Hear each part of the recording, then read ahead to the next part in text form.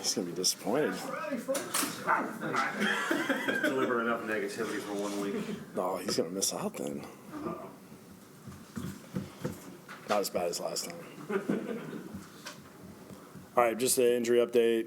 95, 48, 57, 18. None of those guys will practice today. I mean, Quinnen is probably the closest. He'll kind of go through that beginning stages, the stretch, all those type of things, but we're going to bring him back inside and just keep working him. Yesterday, Brian Poole didn't finish practice with a groin. I think he could have stayed in practice. We just thought it was best if we just got him out of there. So he'll be limited today. What's your feeling on the availability of CJ first? We'll start with that. Yeah, I mean, I think that whole group, Quinnen, CJ, and Demarius are kind of in that, they're at different stages of whatever their injuries are. And, it's just, we had that in practice all week, so, it'd be hard to really set him out there, so. How did you think Cashman and Hewitt did last week I thought they did a good job. You could tell the difference between having a full week of preparation compared to we had a guy go down. Neville, you got to switch spots. Cashman, here you go. This is your first professional game. You're in. Big time difference. Just going through a week of practice. How much for a guy like Cashman can the game experience help him? A lot. Any game experience, especially for young players, really for our entire team, is good. That's why it's important that whether you're winning or losing, you keep playing. Those are all valuable reps, all those reps. That's the beginning of the season. That's what it has to be. The way that training camp's designed, off season, all those type of things. You got to maximize the reps. You lean on Greg, obviously, for obvious reasons on defense. Is this a week, particularly with how prolific this offense is, that you just always got something dialed up? Yeah, going through all this stuff together, and we're always trying to make sure that we do a good job as a team. Especially when you go up there and you play this team, you have to do a good job of playing 3 phases, complementary football, because it matters. If you're hoping one side's going to dominate and the other side's going to pull you out of it, it usually doesn't work out well against these guys. So you have to, all 3 phases got to be on it. With their issues on the line, on the offensive line, it sounds like you're going to be down a couple of guys. Is that one scant area that perhaps you could hope to exploit a little bit? Yeah, it makes it a little difficult for when you play these guys, whoever they have up front, the quarterback can help in that area because, and Josh will obviously do what he needs to do. If that's something that he thinks is a possible issue, where they won't hold on to the ball forever. They'll get it out. They'll make sure the quarterback doesn't get hit. We just have to do a good job of really kind of playing off of what they're doing. You know what to expect from Antonio Brown in terms of how they'll use him, because obviously they didn't have much time with him last week. I'm sure it'll be more than it was last week. Right. How do you prepare for that? How do you prepare for him when he is rolling with the team? He's a really good player. So, the hardest thing to do is keep him from taking the short throws and creating explosive plays, because that's what he does. He does that so well. But at the same time, he's a really good route runner. He's a deep threat. He gives you problems at all 3 levels. I think we just have to do a good job of our in-game adjustments, which those guys do on the defensive side of the ball. They do a phenomenal job. The communication on that side's as good as I've ever seen. So those guys do a really good job with that, and this is going to have to be a week that they're really good in-game. Have you gotten any signs this week in practice that encourage you with your offensive line, that they're clicking a little better than they've been? Yeah, it's been a good week. Guys have practiced hard. They've done a good job of executing assignments. That's really our, what we've been talking about. It's about getting better every day and finding a way to, we need to do a great job of kind of having a first down, second down, first down mentality. We got to stay out of these 3rd and 10 pluses. That's what's really hurting us, and it's the penalties, and it's the 2nd and 20s and trying to battle through that. So we just have to we have to do a great job of executing what we're doing in practice on Sundays. Adam, what have you seen from the offensive line? I mean, we all knew they didn't have a lot of time together in the summer.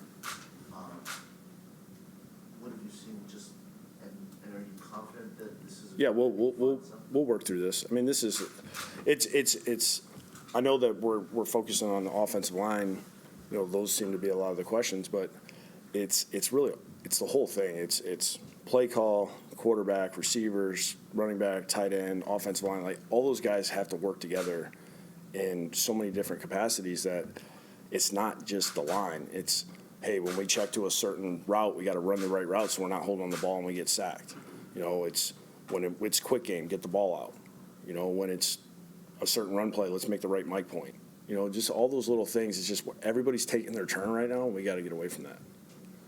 With Falk, have you had to, I don't know if monitor is the right word, but just kind of check how he is just mentally, not from a playbook standpoint, but just kind of handling. Trust me, if you were around him, you would not worry about it. I mean, he is like that. It's just the way he is. I don't know. He's just built that way. Was that how he was last year when you had just kind of like even keel? Mm-hmm. Yeah. That's how he's always been. At least since I met him in the whole process of the combine and everything like that. Can there be an element on defense to, I mean, it's obviously, it's a daunting task for everybody, but where maybe they relish going up against a Brady and, and AB and all this, it just kind of where, I think every time, any team that goes against, I mean, this team has dominated the entire NFL. They've lost four home games in 3 years, including the playoffs. It's like 35 games or something like that. So, I mean, I think anybody that, when they go in there, everybody gives their best shot against these guys because they know it means something. And that's what's been impressive about them is they've sustained it. They've maintained what they do and figured out ways to win games with everyone given, like, whatever bullets they have, they get it, they take them. They have to fight back. Adding Brown to what they already had, I mean, is it almost, you think that's scary? Looking at what a class player with a talent like that? Yeah, I think it's a good player for them to be able to add into that mix. Getting Josh Gordon back and having, the pieces they already have with guys that have chemistry already.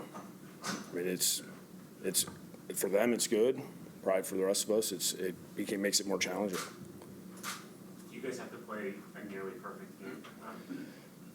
I think anytime you play these guys, you have to do a good job all through. You can't make the bonehead mistake. I mean, it's one thing to have a 3-and-out and punt. You just can't have, where you have multiple turnovers, where something on special teams goes, you screw something up situationally.